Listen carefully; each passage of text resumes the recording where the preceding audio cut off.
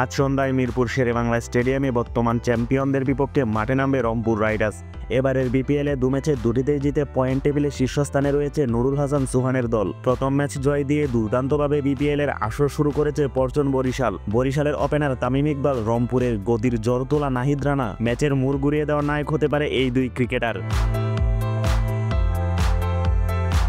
প্রথম ম্যাচে বরিশালের জয়ে বড় অবদান রাখেন ক্যাপ্টেন সাইলেন্ট কিলার। বরিশালকে পূর্ণ 3 পয়েন্ট এনে দেওয়ার দায়িত্বটা এবারও মাহমুদুল্লাহর কাঁধেই নিতে হবে। এদিকে বরিশালের জন্য বড় হুমকির কারণ হতে পারে শেখ মেহেদী, নিতে পারেন মুশফিক তামিমদের পরীক্ষা।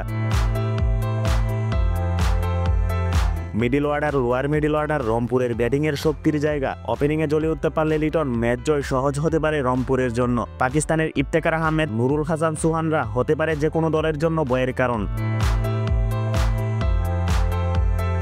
রংপুরের প্রথম 2 ম্যাচ জয়ের বড় ভূমিকা রেখেছেন সুহান। প্রথম ম্যাচে 11 বলে 25, দ্বিতীয় ম্যাচে 24 বলে 41 রানের দুর্দান্ত ইনিংস খেলেন এই উইকেট কিপার। বরিশালের জন্য চিন্তার কারণ শান্তর ফর্মে না থাকা। রাজশাহীর বিপক্ষে রানের কাদায় খুলতে পারেননি এই ওপেনার। রংপুরের যদি তাকে নাহিদ রানা, তবে বরিশালেরও রয়েছে ফাহিম আশরাফ।